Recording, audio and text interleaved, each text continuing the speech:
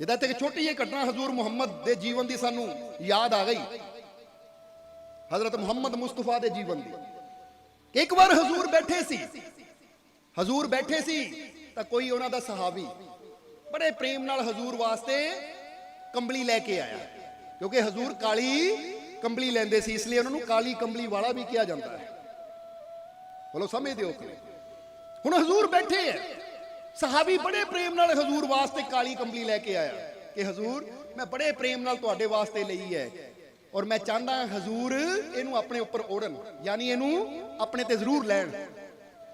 तो उस वेले कोल ही हजूर दी बेटी हजरत फातिमा बैठी है और हजूर ने अपनी पुरानी कंबली जो लई हुई सी वो हजरत फातिमा नू दे दी कि लै बेटा एक तू रख लै।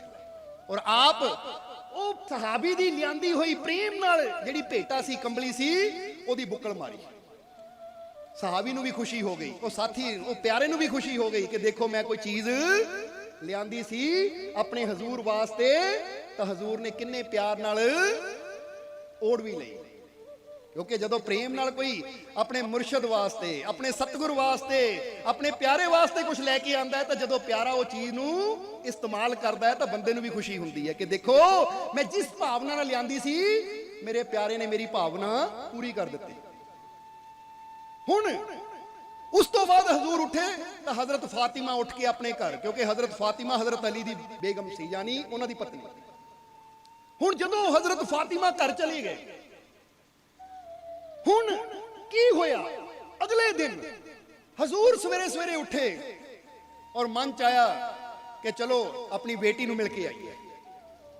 जदों हजूर अपनी बेटी फातिमा नू मिलण वास्ते उन्हां दे घर पहुंचे तो फातिमा बैठे हुए सी, तो जदों हजूर नू देखिया उठ के खड़े हो गए।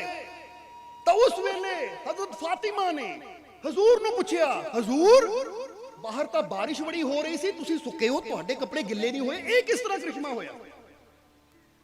बाहर इन्ने जोरां दी बरसात हो रही है और तुसी सुके हो, तुहाडे कपड़ियां ते एक भी पानी दा छिट्टा नहीं, एक भी पानी दी बूंद नहीं है, ये किस तरह? इन्ने जोरां दी बरसात होवे तो हजूर भिजे क्यों नहीं? जदों पुछया हजूर नू तो हजूर ने कहा, बेटी फातिमा तू अपने सिर ते की ओढ़िया होया है? कहंदी हजूर तुहाडी दित्ती होई कंबली ओढ़ी है। तो हजूर कहंदे बेटा ये बाहर कोई पानी दी बरसात नहीं हो रही, तू साडी कंबली अपने ऊपर ओढ़ी है, इसलिए रहमतां दी बरसात हो रही है जिहड़ी तैनू नजर आ रही है, किसी होर नू नहीं। ये पानी दी बरसात नहीं है, तू दरअसल साडी कंबली अपने उत्ते ओढ़ी हुई है, इसलिए ये रहमतां दी बरसात है जिहड़ी सिर्फ तैनू नजर आ रही है, किसी होर नू नहीं। क्योंकि पानी दी बरसात होवे तो सारा जहान देखदा है, दुनिया देखदी है, पर जदों रहमतां दी बरसात होवे तो ओही देखदा जिहदे सिर ते काली कंबली दा साया होवे, यानी मुर्शद दा साया होवे। ताही तां कहंदे ना हत्थ विच खूंडा मोढे उत्ते लोई ए, जेदे लड़ ऐसी लगे आ ओदे वर्गा ना, यही तां प्यार हुंदा है। हुण जे तुसी दुनियावी बरसात देखनी है, यानी जो बदना चो वरसदी है, तो फिर तो ठीक है, जो पेगी देख लियो। पर जे तुसी मालिक दियां, परमात्मा दियां, ओ खुदा दियां, ओ प्रभु दियां, ओ वाहिगुरु अल्लाह दियां रहमतां दी बरसात देखनी है, तो फिर फकीरां दे साए थल्ले आना ही पैना है। फिर फकीरां दी रहमत दा साया ओदे थल्ले आके ही असीं ओदियां रहमतां नू देख सकदे हां, क्योंकि ओदियां रहमतां इदां नजर नहीं आंदियां। ताही तां कहंदे ना जूं तो क्या क्या नजर नहीं आता, कोई तुमसा नजर नहीं आता, झोलियां सबकी भरती जाती हैं, देने वाला नजर नहीं आता। कि वो कदों आंदा है, कदों दे जांदा है, कदों साडियां झोलियां भर जांदा है, बंदे नू भी पता नहीं लगता। इसलिए रहमत दी बरसात, किरपा दी बरसात, बख्शिश दी बरसात उदों ही साडे ते होएगी या उदों ही सानू नजर आएगी जदों असीं सच्चे संतां, फकीरां, गुरुआं, रहबरां दी सोबत विच आ जावांगे। साए दा मतलब उन्हां दी शरण विच आ जाना, उन्हां दी सोबत विच आ जाना। समझदे हो कि नहीं? क्योंकि सोबत विच आउण दा मतलब की है ਕਿ ਜਦੋਂ ਇਨਸਾਨ ਸੰਤਾਂ ਗੁਰੂਆਂ ਰਹਿਬਰਾਂ ਫਕੀਰਾਂ ਦੀ ਸੋਬਤ ਵਿੱਚ ਆ ਜਾਂਦਾ ਹੈ ਤਾਂ ਫਿਰ ਉਹ ਵੀ ਕਹਿੰਦੇ ਐ ਹੁਣ ਤੈਨੂੰ ਫਿਕਰ ਕਰਨ ਦੀ ਜ਼ਰੂਰਤ ਨਹੀਂ ਹੈ, ਜੇ ਸਾਡਾ ਹੋ ਗਿਆ ਤਾਂ ਤੇਰੀ ਫਿਕਰ ਅਸੀਂ ਆਪ ਕਰਾਂਗੇ। ਜਿੱਦਾਂ ਅਸੀਂ ਇੱਥੇ ਇੱਕ ਸਵਾਲ ਪੁੱਛਣਾ, ਜਰਾ ਜਵਾਬ ਦੇਣਾ ਤੁਸੀਂ ਸਾਨੂੰ। ਤਿਆਰ ਹੋ? ਕਿ ਜੇ ਤੁਹਾਡੇ ਘਰ 'ਚ ਕੋਈ ਮਹਿਮਾਨ ਆ ਜਾਵੇ, ਤੁਹਾਡੇ ਘਰ 'ਚ ਕੋਈ ਮਹਿਮਾਨ ਆ ਜਾਵੇ, ਕੋਈ ਪ੍ਰਾਹੁਣਾ ਆ ਜਾਵੇ, ਚਾਹੇ ਉਹ 2 ਜਣੇ ਹੋਣ ਚਾਹੇ 3 ਜਣੇ ਹੋਣ, ਯਾਨੀ ਪਤੀ ਪਤਨੀ ਹੈ ਨਾਲ ਬੱਚਾ ਵੀ ਹੈ, ਹੁਣ ਜਰਾ ਜਵਾਬ ਦੇਣਾ, ਜਦੋਂ ਉਹ ਤੁਹਾਡੇ ਘਰ 'ਚ ਆ ਜਾਂਦੇ ਐ ਤਾਂ ਫਿਰ ਹੁਣ ਉਹਨਾਂ ਦੇ ਸੌਣ ਦੀ ਖਾਣ ਪੀਣ ਦੀ ਫਿਕਰ ਉਹਨਾਂ ਨੂੰ ਹੁੰਦੀ ਹੈ ਜਾਂ ਤੁਹਾਨੂੰ ਹੁੰਦੀ ਹੈ? ਜਵਾਬ ਦਿਓ। ਉਹਨਾਂ ਨੂੰ ਥੋੜੀ ਫਿਕਰ ਹੈ। ਹੁਣ ਜੇ ਤੁਸੀਂ ਕਹੋ ਘਰ 'ਚ ਆਟਾ ਮੁੱਕਿਆ ਹੈ ਤਾਂ ਉਹਨਾਂ ਨੂੰ ਕੀ ਟੈਨਸ਼ਨ, ਜਿੱਥੋਂ ਮਰਜ਼ੀ ਲਿਆਓ ਭਾਈ, ਰੋਟੀ ਤਾਂ ਉਹਨਾਂ ਨੂੰ ਖਿਲਾਣੀ ਪੈਣੀ, ਚਾਹੇ ਉਧਾਰ ਫੜ ਕੇ ਲਿਆਓ। ਘਰ 'ਚ ਦਾਲ ਮੁੱਕੀ ਹੈ, ਚਾਵਲ ਹੈ ਨਹੀਂ, ਦੁੱਧ ਹੈ ਨਹੀਂ, ਤਾਂ ਉਹਨਾਂ ਨੂੰ ਕੋਈ ਟੈਨਸ਼ਨ ਨਹੀਂ, ਕਿਉਂਕਿ ਉਹ ਮਹਿਮਾਨ ਸਾਡੇ ਘਰ 'ਚ ਆ ਗਏ ਐ ਤਾਂ ਹੁਣ ਇਹ ਸਾਡੀ ਜ਼ਿੰਮੇਵਾਰੀ ਹੈ ਉਹਨਾਂ ਦੇ ਖਾਣ ਦਾ, ਪੀਣ ਦਾ, ਰਾਤ ਰਹਿਣ ਦਾ, ਸੌਣ ਦਾ ਪ੍ਰਬੰਧ ਕਰੀਏ। ਬੇਸ਼ੱਕ ਆਪ ਸਾਨੂੰ ਪੁੰਜੇ ਸੋਣਾ ਪਵੇ, ਉਹਨਾਂ ਨੂੰ ਕਮਰੇ 'ਚ ਸੁਲਾਣਾ ਪੈਣਾ, ਕਿਉਂਕਿ ਮਹਿਮਾਨ ਹੈ। ਇਹਨੂੰ ਕਹਿੰਦੇ ਜੋ ਸ਼ਰਨ ਵਿੱਚ ਆ ਗਿਆ, ਕਿਉਂਕਿ ਸ਼ਰਨ ਦਾ ਮਤਲਬ ਜਿਹੜਾ ਪ੍ਰਾਹੁਣਾ ਤੁਹਾਡੇ ਘਰ ਆ ਗਿਆ ਉਹ ਤੁਹਾਡੇ ਘਰ ਨਹੀਂ ਆਇਆ, ਉਹ ਤੁਹਾਡੀ ਸ਼ਰਨ ਵਿੱਚ ਆਇਆ ਹੈ। ਹੁਣ ਸ਼ਰਨ ਵਿੱਚ ਆਏ ਹੋਏ ਦਾ ਮਾਨ ਸਨਮਾਨ ਕਰਨਾ, ਰੋਟੀ ਪਾਣੀ ਦਾ ਖਿਆਲ ਰੱਖਣਾ ਉਹ ਉਹਦਾ ਫਰਜ਼ ਹੈ ਜਿਹੜਾ ਉਹ ਘਰ ਹੈ। ਹੁਣ ਇੱਥੇ ਇੱਕ ਚੀਜ਼ ਦਾ ਜਵਾਬ ਦੇਣਾ ਸਾਨੂੰ, ਜੇ ਤੁਹਾਡੇ ਘਰ ਕੋਈ ਮਹਿਮਾਨ ਆ ਜਾਵੇ, ਤੁਹਾਡੇ ਘਰ ਕੋਈ ਪ੍ਰਾਹੁਣਾ ਆ ਜਾਵੇ, ਉਹਦੀ ਫਿਕਰ ਤੁਹਾਨੂੰ ਹੁੰਦੀ ਹੈ, ਇਹਨੂੰ ਖਾਣ ਦੀ ਕਮੀ ਨਾ ਆਵੇ, ਪਾਣ ਦੀ ਕਮੀ ਨਾ ਆਵੇ, ਸੌਣ ਦੀ ਕਮੀ ਨਾ ਆਵੇ, ਪਾਣੀ ਦੀ ਕਮੀ ਨਾ ਆਵੇ, ਉਹਦੀ ਹਰ ਕਮੀ ਦਾ ਤੁਸੀਂ ਧਿਆਨ ਰੱਖਦੇ ਹੋ, ਤਾਂ ਜ਼ਰਾ ਹੁਣ ਸੋਚੋ ਜਦੋਂ ਆਪਣੇ ਮਾਲਿਕ ਦੇ ਘਰ ਚਲੇ ਜਾਵਾਂਗੇ ਤਾਂ ਉਹ ਸਾਡਾ ਕਿਉਂ ਨਾ ਖਿਆਲ ਰੱਖੇਗਾ। ਸੋਚੋ ਜ਼ਰਾ, ਜੇ ਇੱਕ ਬੰਦਾ ਜਿਹਦੀ ਪਹੁੰਚ ਹੀ ਥੋੜੀ ਹੈ ਉਹ ਆਪਣੇ ਘਰ ਆਏ ਮਹਿਮਾਨ ਦਾ ਪੂਰਾ ਖਿਆਲ ਰੱਖਦਾ ਹੈ ਤਾਂ ਉਹ ਮਾਲਿਕ, ਉਹ ਪ੍ਰਮਾਤਮਾ, ਉਹ ਪ੍ਰਭੂ ਜਿਹਦੀ ਪਹੁੰਚ ਹੀ ਕੁੱਲ ਜਹਾਨਾਂ 'ਚ, ਜਦੋਂ ਉਹਦੀ ਸ਼ਰਨ ਵਿੱਚ ਚਲੇ ਜਾਵਾਂਗੇ ਕਿ ਆ ਮਾਲਿਕ ਆ ਗਿਆ ਤੇਰੇ ਘਰ, ਆ ਗਿਆ ਤੇਰੇ ਦਰ ਤੇ, ਤਾਂ ਫਿਰ ਜ਼ਰਾ ਸੋਚੋ ਉਹ ਸਾਡੀ ਫਿਕਰ ਕਿਉਂ ਨਹੀਂ ਕਰੇਗਾ, ਉਹ ਸਾਡੀਆਂ ਝੋਲੀਆਂ ਖੁਸ਼ੀਆਂ ਨਾਲ ਕਿਉਂ ਨਹੀਂ ਭਰੇਗਾ, ਉਹ ਸਾਡੇ ਤੇ ਰਹਿਮਤ ਕਿਉਂ ਨਹੀਂ ਕਰੇਗਾ, ਉਹ ਸਾਡੇ ਤੇ ਕਿਰਪਾ ਕਿਉਂ ਨਹੀਂ ਕਰੇਗਾ, ਉਹ ਸਾਡੇ ਜੀਵਨ 'ਚ ਖੁਸ਼ੀਆਂ ਦੇ ਰੰਗ ਕਿਉਂ ਨਹੀਂ ਭਰੇਗਾ। ਜ਼ਰੂਰ ਭਰੇਗਾ, ਪਰ ਸ਼ਰਤ ਤਾਂ ਇਹੀ ਹੈ ਉਹਦੀ ਸ਼ਰਨ ਵਿੱਚ ਜਾਣਾ ਪੈਣਾ।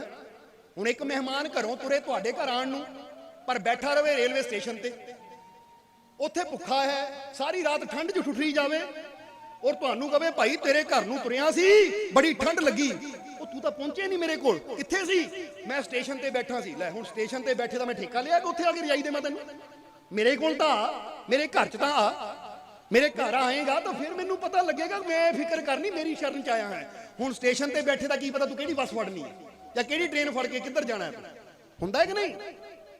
ਇਸੇ ਤਰ੍ਹਾਂ ਅੱਜ ਬੰਦਾ ਵੀ ਕੀ ਕਹਿੰਦਾ ਹੈ, ਰੱਬ ਮੇਤੇ ਕਿਰਪਾ ਨਹੀਂ ਕਰਦਾ, ਰੱਬ ਮੇਤੇ ਮਿਹਰ ਨਹੀਂ ਕਰਦਾ, ਬੈਠਾ ਇਦਾਂ ਦੇ ਬੱਸ ਸਟੈਂਡ ਤੇ ਜਿੱਥੋਂ ਪਤਾ ਨਹੀਂ ਇਹਨੇ ਕਿਹੜੀ ਬੱਸ ਫੜ ਲੈਣੀ ਹੈ, ਠੇਕੇ ਵਾਲੀ ਫੜਨੀ ਹੈ ਜਾਂ ਗੁਰੂ ਘਰ ਵਾਲੀ ਫੜਨੀ ਹੈ, ਕਿਉਂਕਿ ਕੀ ਪਤਾ ਉੱਥੇ ਬੈਠਾ ਕਿੱਧਰ ਤੁਰ ਪਵੇ ਬੰਦਾ, ਹੁੰਦਾ ਕਿ ਨਹੀਂ ਏਦਾਂ? ਕਿਉਂਕਿ ਤੁਰ ਪਿਆ ਠੇਕੇ ਨੂੰ, ਰੱਬਾ ਕਿਰਪਾ ਨਹੀਂ ਕੀਤੀ। ਉਹ ਰੱਬ ਕਹਿੰਦਾ ਠੇਕੇ ਜਾ ਕੇ ਕਿਰਪਾ ਨਹੀਂ, ਸ਼ਰਾਬ ਹੀ ਮਿਲਣੀ ਹੈ, ਕਿਰਪਾ ਚਾਹੀਦੀ ਤਾਂ ਮੇਰੇ ਦਰ ਤੇ ਆ, ਕਿਉਂਕਿ ਜਿੱਥੇ ਜੋ ਹੈ ਉੱਥੋਂ ਉਹੀ ਮਿਲਣਾ ਹੈ ਤੁਹਾਨੂੰ।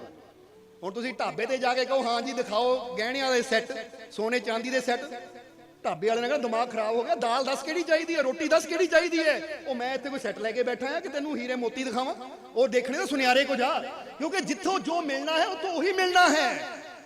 ਹੁਣ ਅੱਜ ਬੰਦਾ ਚਾਹੁੰਦਾ ਖੁਸ਼ੀਆਂ ਹੈ, ਚਾਹੁੰਦਾ ਸ਼ਾਂਤੀ ਹੈ, ਚਾਹੁੰਦਾ ਜੀਵਨ 'ਚ ਸਕੂਨ ਹੈ, ਪਰ ਸ਼ਰਨ ਕਿਹਦੀ ਜਾਂਦਾ ਹੈ? ਸ਼ਰਾਬ ਦੀ। ਆ ਸ਼ਰਾਬ ਪੀ ਕੇ ਨਾ ਬੁੜੀ ਨੀਂਦ ਆ ਜਾਵੇ, ਸਵੇਰ ਨੂੰ ਉੱਠਦਾ ਤਾਂ ਫਿਰ ਟੈਨਸ਼ਨਾਂ ਖੜੀਆਂ ਹੈ, ਯਾਨੀ ਚਾਹੁੰਦੇ ਕੁਛ ਤਾਂ ਲੱਭਦੇ ਗਲਤ ਜਗ੍ਹਾ ਪਏ, ਚਾਹੁੰਦੇ ਹੀਰੇ ਮੋਤੀਆਂ ਤਾਂ ਲੱਭਦੇ ਅਸੀਂ ਢਾਬਿਆਂ ਤੇ, ਜਿੱਥੋਂ ਦਾਲ ਮਿਲਣੀ ਹੈ, ਫੁਲਕਾ ਮਿਲਣਾ ਹੈ। ਸੋ ਸਮਝਣਾ ਇਸ ਨੂੰ, ਜੇ ਤੁਹਾਨੂੰ ਵੀ ਰੱਬ ਦੀਆਂ ਰਹਿਮਤਾਂ ਚਾਹੀਦੀਆਂ ਹੈ, ਪ੍ਰਮਾਤਮਾ ਦੀ ਕਿਰਪਾ ਚਾਹੀਦੀ ਹੈ, ਸੁੱਖ ਸ਼ਾਂਤੀ ਆਨੰਦ ਚਾਹੀਦਾ, ਤਾਂ ਜੜ ਨੂੰ ਸਮਝੋ, ਇਹ ਫੁੱਲ ਉੱਥੋਂ ਹੀ ਮਿਲਣੇ ਜਿੱਥੇ ਉਹ ਬਾਗ ਖਿਲਿਆ ਹੋਵੇ। ਅਮੇ ਦੇ ਔਕ ਨਹੀਂ। ਇਸ ਲਈ ਜੇ ਜੀਵਨ 'ਚ ਤੁਹਾਨੂੰ ਖੁਸ਼ੀਆਂ ਚਾਹੀਦੀਆਂ ਹੈ ਤਾਂ ਉਹ ਸੰਤਾਂ ਗੁਰੂਆਂ ਰਹਿਬਰਾਂ ਦੇ ਕਾਮਿਲ ਫਕੀਰਾਂ ਦੇ ਦਰ ਤੇ ਜਾ ਕੇ ਮਿਲਣੀਆਂ ਉਹ। ਔਰ ਇਹ ਵੀ ਯਾਦ ਰੱਖੋ, ਗੱਲ ਦਰਬਾਰਾਂ ਦੀ ਨਹੀਂ ਹੁੰਦੀ, ਗੱਲ ਮਕਾਨਾਂ ਦੀ ਨਹੀਂ ਹੁੰਦੀ ਕਿ ਮਕਾਨ ਕੈਸਾ ਹੈ, ਕਿਉਂਕਿ ਹਰ ਜਗ੍ਹਾ ਜਰਾ ਧਿਆਨ ਰੱਖਣਾ ਇੱਟਾਂ ਪੱਥਰਾਂ ਨਾਲ ਬਣੀਆਂ ਹੋਈਆਂ ਹੀ ਇਮਾਰਤਾਂ ਹੁੰਦੀਆਂ ਹੈ। ਗੱਲ ਇਹ ਨਹੀਂ ਹੈ ਕਿ ਕਿਹੜੀ ਇਮਾਰਤ ਕਿੱਦਾਂ ਦੀ ਹੈ, ਗੱਲ ਇਹ ਹੈ ਕਿ ਅੱਗੇ ਗਿਆਨ ਦੇਣ ਵਾਲਾ ਕੋਈ ਫਕੀਰ ਸੰਤ ਗੁਰੂ ਵੀ ਚਾਹੀਦਾ ਹੈ। ਅੱਜ ਤੁਸੀਂ ਇੱਥੇ ਆਏ ਹੋ, ਇਹ ਖੇਤ 'ਚ ਬੈਠੇ ਹੋ, जरा सोचो, इत्थे कोई इमारत पर नहीं, पता इत्थे सत्संग हो रहा है, तां इत्थे बैठे आ, नहीं तो कल भी यही खेत होना है। कल आके बोरी बिछा के बह के देखियो, लोगों ने कहना पागल इत्थे कितना बैठा है।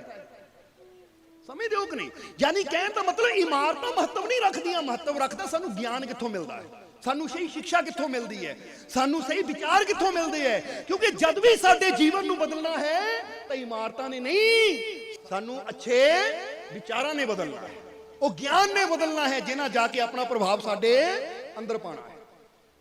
इसलिए ये देखो, मैं जिथे जा रहा हाँ, मैं जिथे बैठा हाँ, उत्थे मैनू ज्ञान मिल रहा या नहीं, उत्थे मैनू भरमा चों कढ़िया जा रहा या नहीं, या उल्टा मैनू भरमा च फसाया जा रहा है, या उल्टा मैनू चक्रां च पाया जा रहा है। जरा समझना सारिਆਂ ने, अगर चक्रां च पाया जा रहा है तो याद रखो कि ਜਿਹੜੇ ग्रहां ਦੇ ਚੱਕਰਾਂ ਚੋਂ नहीं ਕੱਢ सके, वो 84 ਦੇ ਚੱਕਰਾਂ ਚੋਂ ਕਿੱਦਾਂ ਕੱਢ ਲੈਣਗੇ ਤੁਹਾਨੂੰ। ਇਹ याद रखना हमेशा। ਜਿਹੜੇ ਤੁਹਾਨੂੰ ਭਰਮਾਂ ਦੇ ਚੱਕਰ ਚੋਂ ਨਹੀਂ ਕੱਢ ਸਕੇ, ਆ ਟੇਵੇ ਕੁੰਡਲੀਆਂ ਦੇ ਚੱਕਰ ਚੋਂ ਨਹੀਂ ਕੱਢ ਸਕੇ, ਆ ਮੰਗਲੀਕ ਪੈਂਚਕਾਂ ਦੇ ਚੱਕਰ ਚੋਂ ਨਹੀਂ ਕੱਢ ਸਕੇ, ਉਹ ਤੁਹਾਨੂੰ 84 ਦੇ ਚੱਕਰ ਚੋਂ ਜਾਂ ਭਵਸਾਗਰ ਦੇ ਚੱਕਰ ਚੋਂ ਕਿੱਦਾਂ ਬਚਾ ਲੈਣਗੇ। इसलिए जरूरत है सानू ऐसे संत फकीरां गुरुआं रहबरां दी, ऐसे ज्ञान दी कि जिथे आके साडे वास्ते बस इको ही होवे, ओ मेरा मालिक, ओ परमात्मा, ओ प्रभु, मैनू उस ते विश्वास है, मैनू अपने रब ते यकीन है। और जिन्नू अपने रब ते यकीन हुंदा है, फिर ओदे जीवन दे सारे डर, सारियां चिंतावां खत्म हो जांदियां। हुण तुहाडे अंदर किहदा डर है? जरा सोचो, ग्रहां दा, ये दुनिया दा, ये संसार दीयां बुराइयां दा, या तुहाडे अंदर भरोसा है, यकीन है कि मेरा मालिक मेरे साथ है तो डरने की क्या। जब मेरा मालिक मेरे साथ है तो डरने की क्या। बस जेदे अंदर भरोसा हुंदा है कि जे मेरा मालिक मेरे साथ है, वो मेरे नाल है, तो फिर डरन दी की जरूरत है, फिर चिंता दी की जरूरत है। मैं क्यों चिंता करा? जिद्दां ही दस्सिया, शरण जदों आ जांदा है बंदा, तवे शरण आने वाले दी फिक्र जिद्दां तुसीं करदे हो अपने मेहमान दी फिक्र, इदां ही वो मालिक करदा है अपने शरण आने वाले इंसान दी फिक्र। पर जे इंसान ही किते आले दुआले बैठा रहे तो बाद चो कहे, ऐ परमात्मा तू मेरी फिक्र नहीं कीती, मेरी झोली नहीं भरी, मेरे ते रहमत नहीं कीती, तो परमात्मा ने कहना मेरे को पहुंचे ही कदों, तू तो रास्ते 'च ही बैठा, तू तो रास्ते 'च ही भटकदा रहा। इसीलिए तो बुल्ले शाह ने भी अपनी वाणी दे विच गल साफ और स्पष्ट की है। वो बुल्ले शाह कहंदे है कि दर दर दी दुर दुर दे नालों दुर बन जाए एक दरदा, जे एक दरदा होके बह जाए रह जाए कुछ पड़दा। हुण ये गल की कह रहे बुल्ले शाह? यही इशारा कर रहे कि एक ते यकीन रख, एक ते भरोसा रख, चाहे तू वाहेगुरु कहंदा है, अल्लाह कहंदा है, ईश्वर कहंदा, राम कहंदा है, तो ये नाम ही अलग अलग है, ताकत जवाब दे दिओ इको ही है, इको ही है कि नहीं। फिर असीं उत्ते एक ते भरोसा रखना है, वो एक ते यकीन रखना है, क्योंकि एक ते जदों भरोसा रखते हैं तो साडे विश्वास की तार जदों एक नाल जुड़ जाती है, तो फिर वो इको ही इन्ना सर्वशक्तिशाली है कि सानू होर कोई चिंता करन दी फिर जरूरत ही नहीं रह जाती।